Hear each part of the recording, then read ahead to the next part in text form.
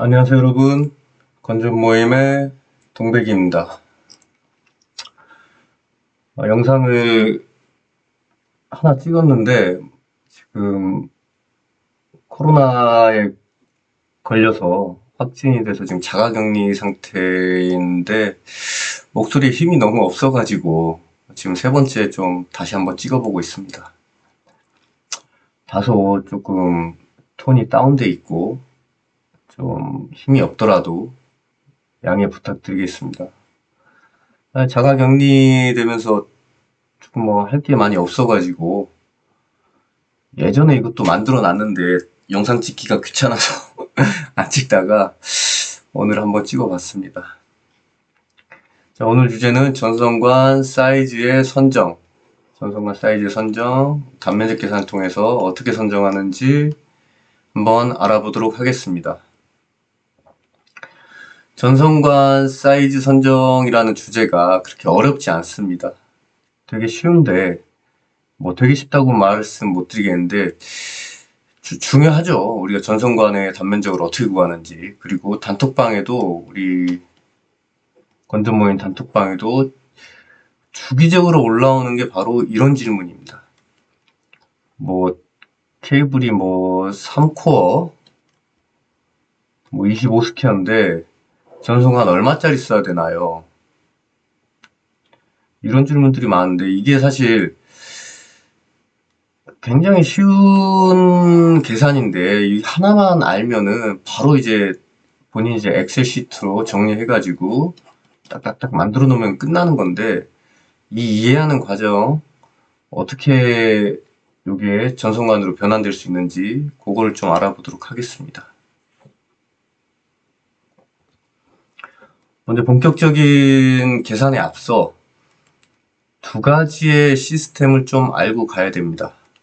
CCS라고 불리는 Closed Conduit, OCS라고 불리는 Open Conduit. 이 둘의 차이는 이 전선관의 유무입니다. 전선관이 있는 경우에는 Closed Conduit 시스템이라는 명칭으로 쓰이고 전선관이 없을 때는 Open Conduit이라는 시스템으로 쓰입니다. 그러면 어떻게 전선관이 없어도 되냐? 이 전선관의 역할은 뭐죠? 바로 보호죠, 보호. 전선관에 대한 거는 물리적으로, 어느 정도는 화학적으로도 전선관 하나로 이 케이블들을 모두 지켜줄 수 있는 거죠. 케이블 옆에 바깥에 전선관이 이렇게 위치해 있기 때문에 어떤 외부 충격이라든지 비가 온다거나 뭐 어떤 화학물질이 닿는 거나 이런 것도 전부 다 보호가 될 수 있는 거죠. 그렇지만 오픈 컨듀 시스템에서는 이 아머드 케이블이라는 케이블 외피 안쪽에 보시면 이렇게 뭐 있죠? 이렇게 스틸 와이어 아머란 건데 이런 아머가 존재해서 케이블을 보호하게 됩니다. 실질적으로 우리가 보호해야 되는 것은 바로 이 도체죠. 이 도체를 보호하기 때문에 외피 안쪽에 존재하는 거고 이게 전선관의 역할을 하게 됩니다. 그래서 이 암호 부분이 물리적인 보호를 하게 되는 거고 일부 프로젝트 같은 경우는 이렇게 리드 시스를 써라 이런 경우도 있습니다. 뭐 혹자들은 리드 시스가 이제 화학적인 보호를 담당하고 암호가 물리적인 보호를 담당한다 이렇게 얘기하는데 요거는 나중에 기회 되면 한 번 더 다루도록 하겠습니다. 맞습니다. 뭐 저도 그렇게 동의하고 있기 때문에 그렇게 배웠고요. 자, 그러면은 우리가 주로 이거 어떨 때 쓰이냐? 주로 이제 국내에서는 대부분이 전선관을 쓰죠. 뭐 이런 스틸 전선관 아니더라도 PVC 전선관도 있을 것이고 주름관도 있을 것이고 여러 전선관들이 있는데 주로 국내에서는 전선관을 쓰고 주로 해외에서는 이렇게 아머드 케이블을 쓰죠. 어느 게 더 편하냐? 이게 훨씬 편하죠. 아머드 케이블이. 훨씬 편하죠, 훨씬. 케이블만 호설하면 됩니다. 전선관은 케이블뿐만 아니라 전선관이 쓰이는데 이 전선관의 잡자재들, 뭐 노멀 엘보, 이제 노멀 밴드라든지 방콕 같은 경우는 이제 곤지레다라고 불리는 유니버셜 엘보, 뭐 여러 뭐 커플링도 들어가고 유니언 커플링도 들어가고 많은 잡자재들이 들어가야 되기 때문에 훨씬 더 조금 더 난이도가 있습니다. 전선관을 쓰는 게 공사에서. 그리고 가격적으로도 코스트 측면에서도 이게 훨씬 전선관 쓰는 게 비쌉니다. 전선관의 비용도 비용이거니와 노무비도 무시할 수 없기 때문이죠. 하지만 아모드 케이블은 이 모든 것을 한 번에 해결할 수가 있죠. 다만 아모드 케이블을 쓰실 때 주의할 점은 단면적이라든지 우리가 기존에 쓰던 것과 다르다 보니까는 글랜드의 사이즈 선정한다든지 아니면은 뭐 허용전류 값도 다릅니다. 이 아모드 케이블들은 각 벤더로부터 별도로 허용전류를 받아서 기존에 해왔던 것과 수치를 바꿔서 적용해 줘야 되는 거죠. 케이블 사이즈 할 때도. 이런 차이점들이 있습니다. 그래서 뭐가 좋다, 뭐가 나쁘다 이렇게 할 수는 없지만 확실하게 더 비싸고 더 보호가 되는 것은 클로즈 컨드 시스템이다. 즉 국내 것이 조금 더 까다롭다. 그리고 물량을 우리 BM을 뽑을 때도 좀 많이 까다롭다. 그렇습니다. 제가 지금 좀 컨디션이 살짝 메롱해가지고 글씨도 제가 원래 이 정도까지는 아닌데 더 못 쓰네요. 오늘 더 못 써. 이게 코로나 탓입니다. 이게 힘이 안 들어가네요 몸에. 자, 그리고 이제 실질적으로 한번 전선관 사이즈를 계산을 한번 해봐야 되겠죠. 전선관의 단면적에다가 우리가 일정 어떤 규격에 나와 있는 허용 점유율을 곱해 주어서 이 값이 케이블 단면적의 합계보다 크거나 같을 경우에는 오케이 되는 거죠. 근데 보통 이렇게 많이 안 쓰고 그냥 허용 점유율을 이렇게 이항시켜 가지고 케이스 2로 전선관 단면적의 지저분해서 잠깐만요.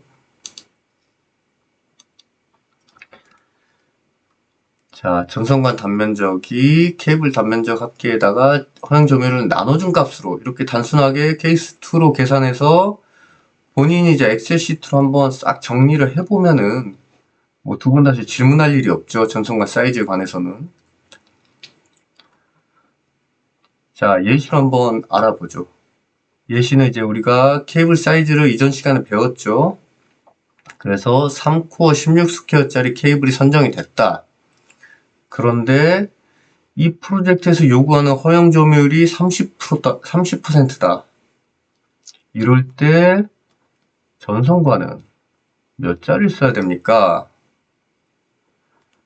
그러면 먼저 단면적을 알기 위해서는 이 공칭 사이즈의 완성품의 외경 사이즈를 알아야 되겠죠. 자, 19.5네요. 도체 외경 보시면 안 됩니다. 도체 외경은 도체 외경이니까 이건 무시하시고 완성품 외경을 보셔야 됩니다. 자, 19.5. 잠시만요. 또 펜이 안 나오네요. 19.5. 여기다가 파이 r의 제곱이죠. 파이 r의 제곱으로 계산을 하면은 단면적은 298 정도가 나오고 이를 이 식처럼 이렇게 허용점을 0.3으로 나눠줬을 때는 바로 995 정도가 나옵니다. 즉, 이 말은 뭐냐? 우리가 이 케이블이 3코어 16스퀘어짜리 케이블이 단면적이 여기가 298.65인데 실질적으로 이걸 감싸야 되는 전선관의 단면적은 바로 이 단면적은 995 정도가 최소 있어야 된다. 너무 쉽죠?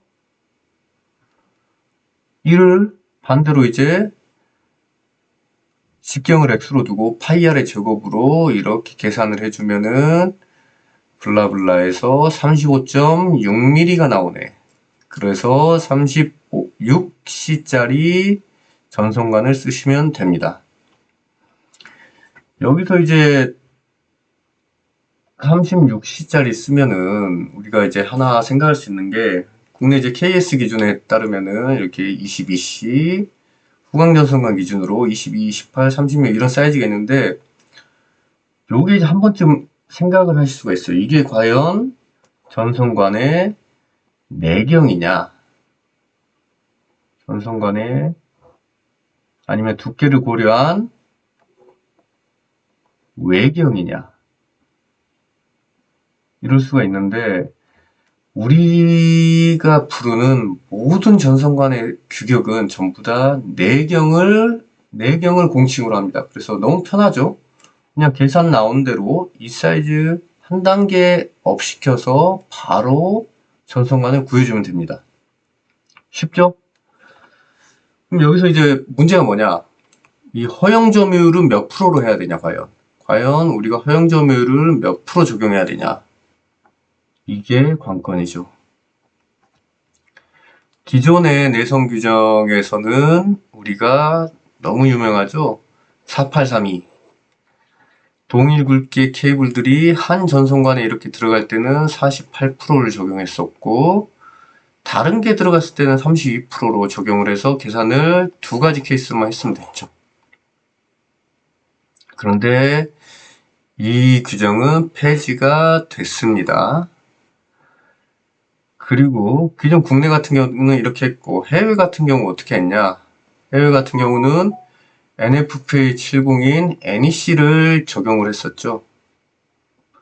NEC 챕터 9에 보면 한 전선관에 들어가는 도체 수가 하나일 때는 53, 두 개일 때는 31, 세 개부터는 40%를 적용하도록 돼 있어서 이게 뭐 전 세계적으로 많이 쓰였죠. 또 어떤 분들은 제가 블로그를 봤는데 어떤 블로그는 이게 IC 기준이다 이렇게도 나와 있더라고요. 아닙니다, 여러분. 이건 NEC 기준입니다. 그래서 뭐 지금도 뭐 여러 프로젝트에 뭐 NEC, NFP에 따르는 프로젝트들 보면은 다 이거 적용하게 돼 있습니다.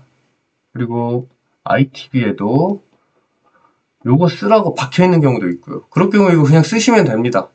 발주처 요구사항이기 때문에.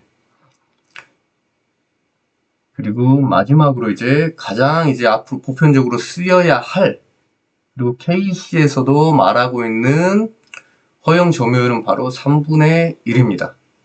우리가 ICTR 61200이나 KC 재정 정보는 이게 안 나와 있고요. 핸드북에 보시면은 바로 이게 나와 있습니다. 어떻게 설명되어 있냐? 케이블 절연도체 내부 단면적이 전선관 단면적의 3분의 1을 초과할 수는 없다. 즉 33.3%로 계산을 하면 쉽겠죠. 그래서 앞으로는 IC를 쓰거나 뭐 별다른 언급 없으면은 주저하지 말고 이 3분의 1로 적용을 하시면 됩니다. 그러면 이제 뭐 전선관의 사이즈는 쉽게 적용을 할 수가 있겠죠, 여러분. 그래서 앞으로는 뭐 전선관 사이즈 정도는 엑셀로 한번 본인이 쫙 정리를 해보고 그냥 요 엑셀 하나만 가지고 있으면은 뭐 전선관 쪽은 완벽하게 선정을 할 수 있으실 겁니다. 저는 건전 모임의 동백이었습니다. 감사합니다, 여러분.